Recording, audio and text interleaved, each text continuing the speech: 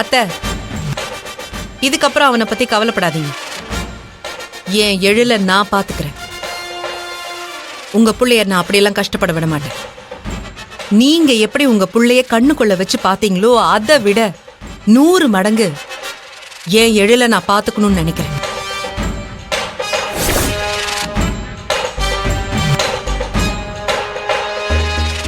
பணத்துக்காக தான் நான் உங்க புள்ளைய கல்யாணம் பண்ணிக்கிட்டேன். எனக்காக அவன் பணம் வேண்டாம் சொத்து வேண்டாம்னு தூக்கி போட்டுட்டு வந்ததால இப்ப அவன் கஷ்டப்படுறான்னு நினைச்சிட்டு இருக்கீங்கல்ல? கூடிய சீக்கிரமா அந்த நிலைமை மாறும்.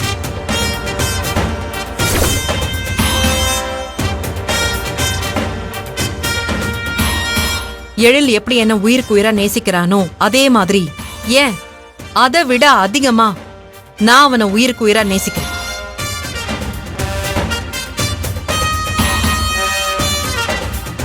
அப்படிப்பட்ட என் எழில நான் என்னைக்குமே கஷ்டப்பட விட மாட்டேன்.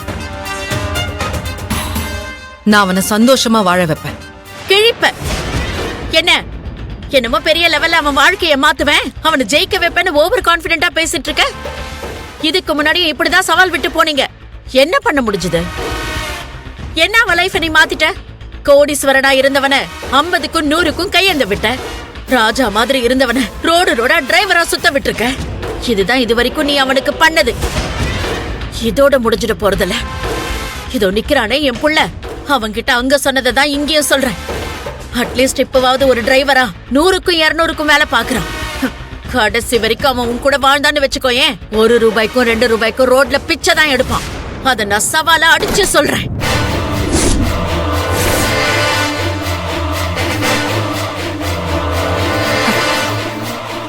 எப்போ உங்க மனசுல இப்படி ஒரு எண்ணம் வந்ததோ அது இல்லைன்னு நான் உங்களுக்கு புரிய வைக்கணும்ல. சொல்லி புரியாதவங்களுக்கு செயல்ல தான் காட்டணும்.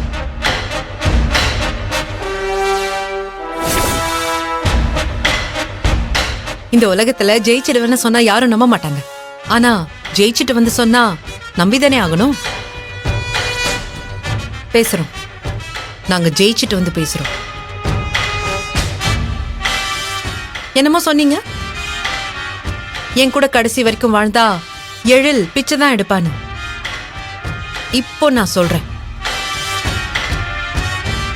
சவாலா திமிரா சொடக்கு போட்டு நெஞ்ச நிமித்திக்கிட்டு சொல்றேன், உங்களோட இந்த ஏளனத்துக்கும் ஆணவத்துக்கும் உங்களோட சவாலுக்கும் கூடிய சீக்கிரம் என் எழில் பதிலடி கொடுப்பான்.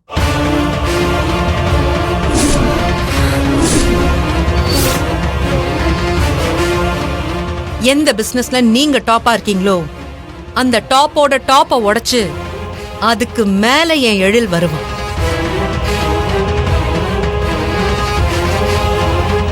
அவனை நான் வர வைப்பேன், ஜெயிக்க வைப்பேன்.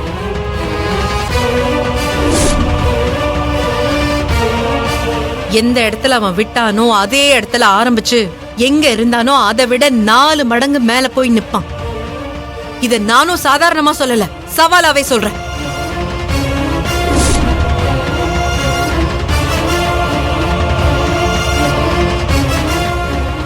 இதெல்லாம் நான் ஓவர் கான்பிடன்ஸ்ல சொல்லல, என் எழில் மேலயும் எங்க காதல் மேலயும் இருக்கிற கான்பிடன்ஸ்ல சொல்றேன். நான் சொன்னதெல்லாம் கண்டிப்பா நடக்கும். இத நான் உயிரா நேசிக்கிற எங்க அப்பா முத்துவேல் மேல சத்தியம், சத்தியம்.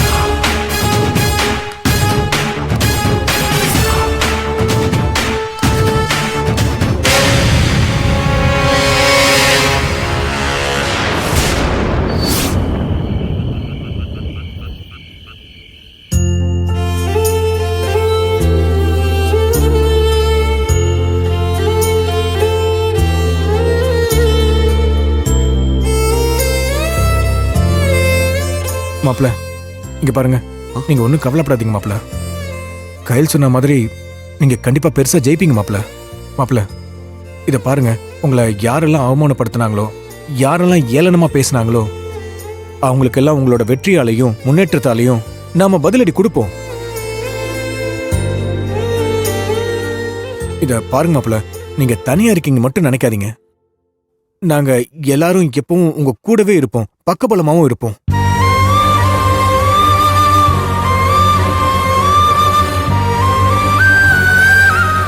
எங்க கிட்ட பணம் இல்ல, உங்க அம்மா மாதிரி சொத்து பத்தோ வசதியும் இல்லாம இருக்கலாம். ஆனா நம்பிக்கை நிறையவே இருக்கு. இது பாருங்க, அவங்கள பணத்தை நம்புறவங்க. அதான் நம்மளால எதுவும் பண்ண முடியாதுன்னு நினைக்கிறாங்க. ஆனா நாம நம்மளோட நேர்மையும் உழைப்பையும் நம்புறவங்க. நம்மளால சாதிக்க முடியாதது எதுவுமே இல்ல மாப்பிள்ள. எழில், உங்க அம்மா கிட்ட பேசினது தப்பா சரியான்னு எனக்கு தெரியல. ஆனா என் புருஷனை யார் அவமானப்படுத்தினாலும் என்னால அதை தாங்கிக்கவோ பொறுத்துக்கவோ முடியாது. என்னை பொறுத்த வரைக்கும் நான் உன்னை பழைய மாதிரி பார்க்கணும். இது நான் வசதியா வாழணுங்கிறதுக்காக சுயநலமா சொல்லல. உங்க அம்மா மட்டும் இல்ல, யாரும் உன்னை தகுதி குறைவானவனாவோ இல்ல அவமானப்படுத்திடவோ கூடாதுங்கிறதுக்காக சொல்றேன்.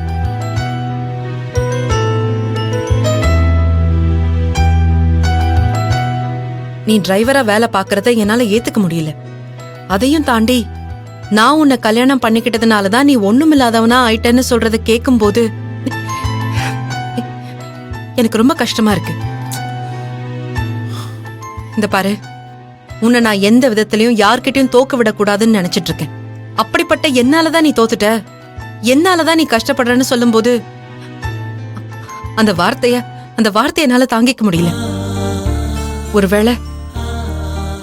ஒருவேளை அதுதான் உண்மையான கூட சில நேரங்கள்ல எனக்குள்ளேயே என்னையே அறியாம குற்ற உணர்ச்சி வந்துருது. கையில் நீ ஏன் அப்படிலாம் நினைக்கிற? அவங்க என்னைக்கு ஒண்ணு புரிஞ்சுக்கிட்டாங்க இப்போ ஒண்ணு தப்பு சொல்லாம இருக்கிறதுக்கு? அவங்க பேசுறதையெல்லாம் நீ மனசுல வச்சுக்காத. அவங்க என்ன தப்பா புரிஞ்சுக்கிட்டாங்கிறதுக்காக நான் இதை சொல்லல. அவங்க என்ன எது சொன்னாலும் நான் பொறுத்துப்பேன். ஆனா உன்னால எதுவும் முடியாதுன்னு சொன்னா அதை நான் பொறுத்துக்க மாட்டேன். இது அவங்க கிட்ட விட்ட சவால்ல ஜெயிக்கணுங்கிறதுக்காக சொல்லல. நீ ஜெயிக்கணும். உன்னை பழைய மாதிரி சக்சஸ்ஃபுல்லா சொசைட்டில எல்லாரும் மதிக்கிற ஒரு ஆளா உன்னை நான் பார்க்கணுங்கிற ஆசையில தான் சொல்றேன். எழில், நான் கண்டிப்பா உன்னை இந்த விஷயத்துல நான் தோக்க விட மாட்டேன். என்னதான் உங்க அம்மா கூட போட்டி இருந்தாலும் என் எழில் தான் ஜெயிக்கணுங்கிறதுல நான் ரொம்ப உறுதியா இருக்கேன். அதுக்கு நான் சொல்றத நீ கொஞ்சம் கேட்கணும். இதுக்கப்புறம் நீ இந்த டிரைவர் வேலைக்கு போக கூடாது.